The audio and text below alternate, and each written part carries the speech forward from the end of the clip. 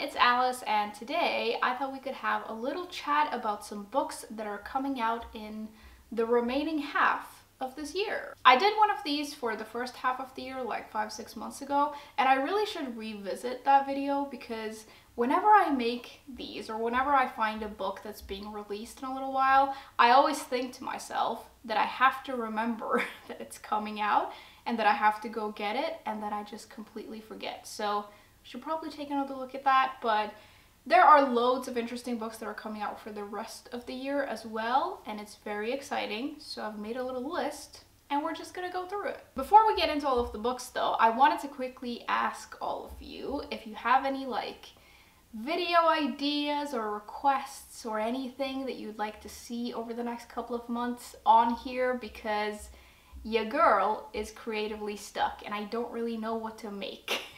So if anyone has any ideas, help a girl out. The more specific, the better. Anyways, I've compiled quite a list of books and we have a lot to go through, so we're just gonna get started, I think. And we're gonna start with, of course, July. And the first book I have here is The It Girls by Ruth Ware.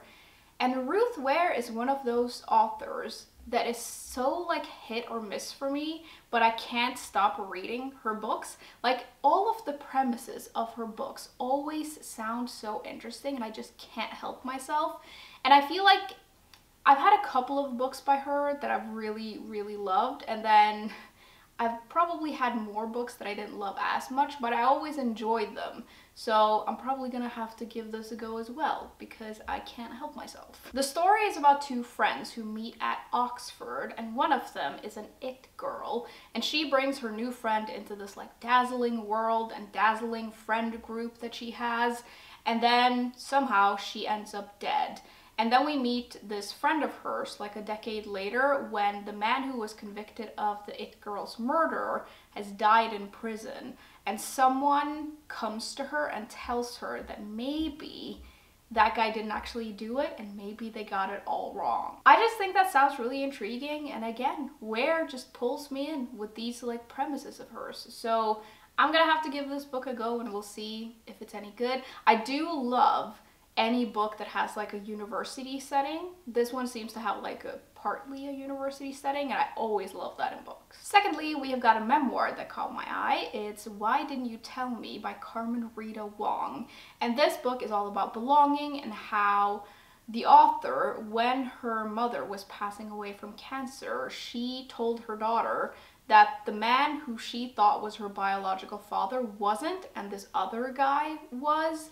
And she like takes a DNA test, I think, and it turns out that neither of these men were her biological father. It's sort of about her quest to unearth her immigrant mother's long-held secrets and trying to find out who she is and where she comes from, which sounds really interesting. And I love any book that has like a mother-daughter relationship element to it.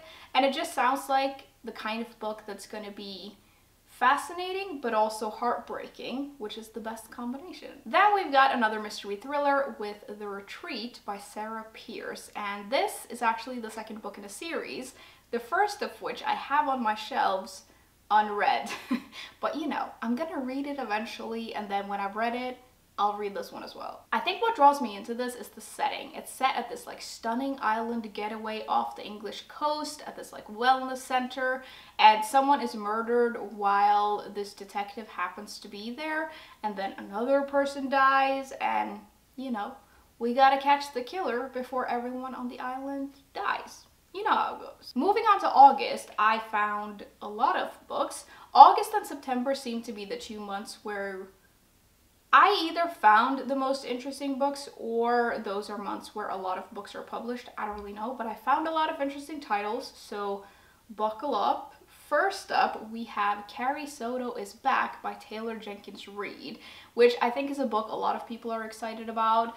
Taylor Jenkins Reid is one of those authors who, again, I just want to read all of her new releases, even though I've read like 2 or 3 of her books and I haven't loved any of them. I've liked them, but I haven't loved them, which is maybe a little bit controversial, but there's something about the stories that she writes that I just I just want to read them. This one is about this tennis player who's like the best tennis player the world has ever seen, who is obviously very successful and at the top of her game, and has made a lot of sacrifices to get to where she is and really fought to get to where she is. And she's at the top of her game, but she decides to retire. And then I think what happens is that 6 years into her retirement, she goes to the US Open, and this new person completely shatters her record. And because of that, she decides to get back into the game for one final season. I don't know, there's just something about these stories that Reed writes that I'm just really intrigued by. There's something about it that pulls me in and appeals to me. I actually really like her writing style, and I like the way she writes characters. I think what happens for me is that I will love like the first 2/3 of her book, and then like the final part loses me for whatever reason. Like this has happened in all of the books that I've read by her, but maybe this one will be different. I don't really know. Either way, I feel like her books are always like worth my time. Then we have got another thriller, and it is Daisy Darker by Alice Feeney. And this is an author I've wanted to try for a while, and this book looks really good. It's about this family who assembles for their grandmother's like 80th birthday, I think, even though they've avoided each other for years. They assemble at this crumbling mansion on an island, and you know I want to read that. Anything set in a crumbling mansion and on an island, I want to read. It's the best setting. Anyways, there are all of these secrets in this family, of course, and then grandma dies, and then other people start dying, and it seems like someone is like trying to pick them off one by one.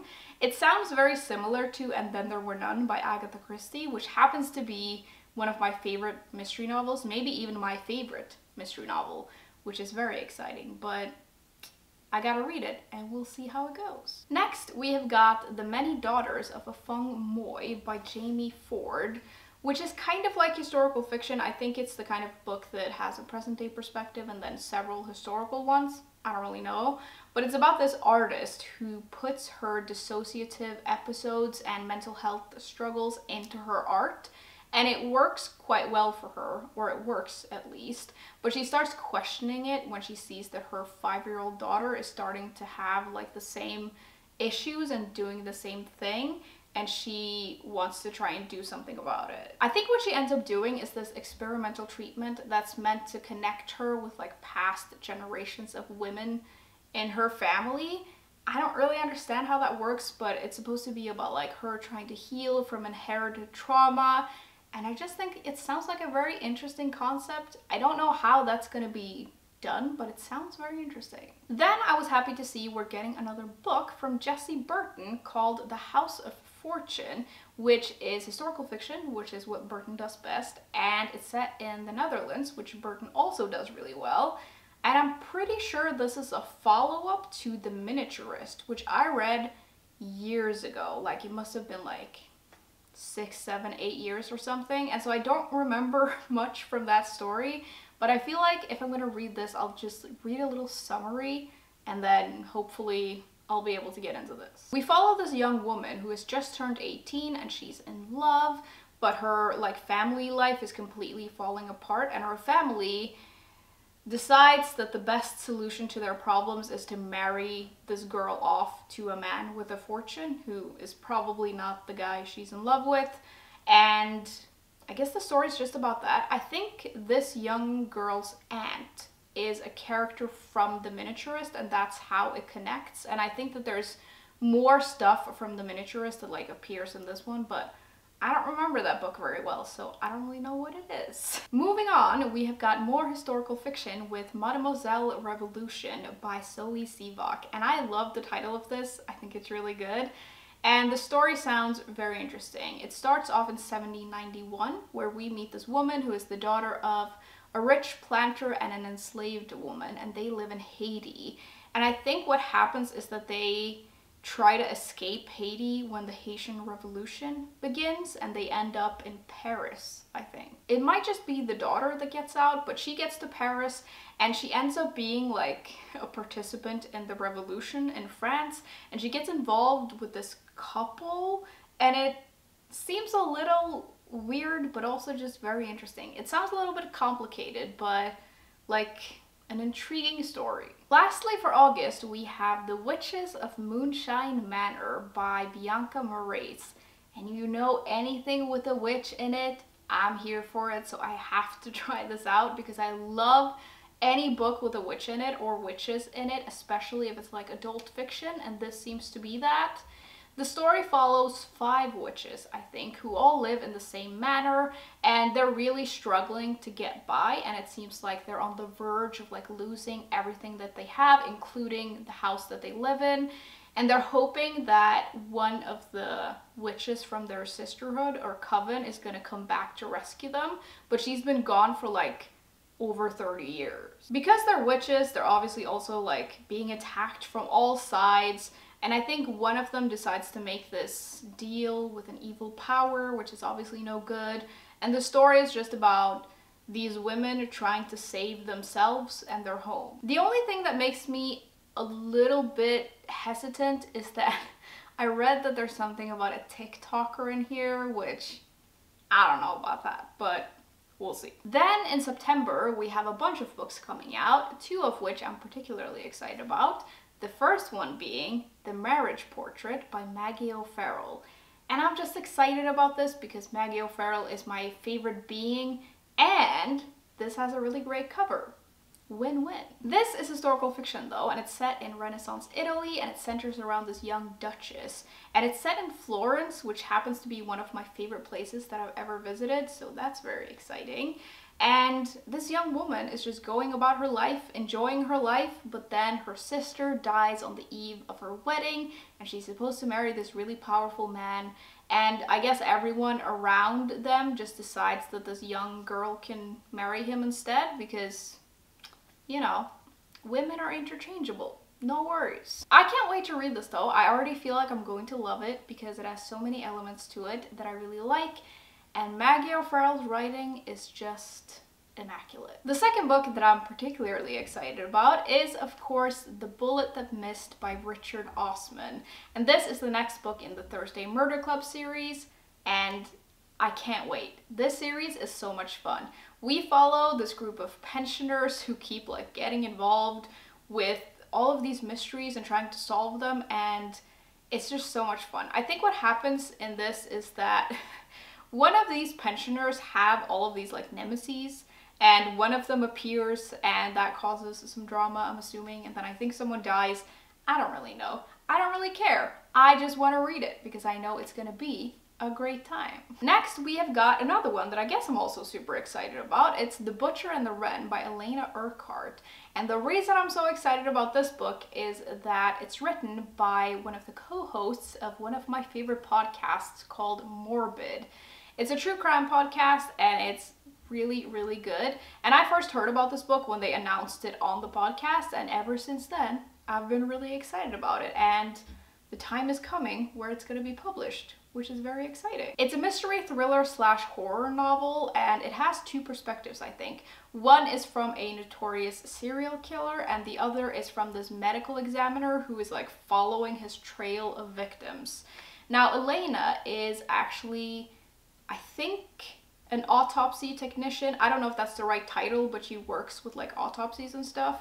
And I just love when people like that write or like put that into their books, because I just feel like it adds another layer to it, and it always just like, reading it always makes it a little bit better whenever the author has like some background in it, because there are all of these like details and stuff that I just feel like adds something to it. I also feel like this is going to be a great autumn read, which yes, I'm already looking forward to fall because I'm me and all I want is autumn all the time. Then we have got All That's Left Unsaid by Tracy Lien, and the thing that stuck out to me about this is that it says it's for fans of Celeste Ng, and I am a fan of Celeste Ng, so I want to read it. The story is about this Vietnamese Australian woman who returns to her hometown after her brother has been murdered, and she wants to try and find out what has happened. And I think it sounds really weird because I think that he was murdered in like a public place, and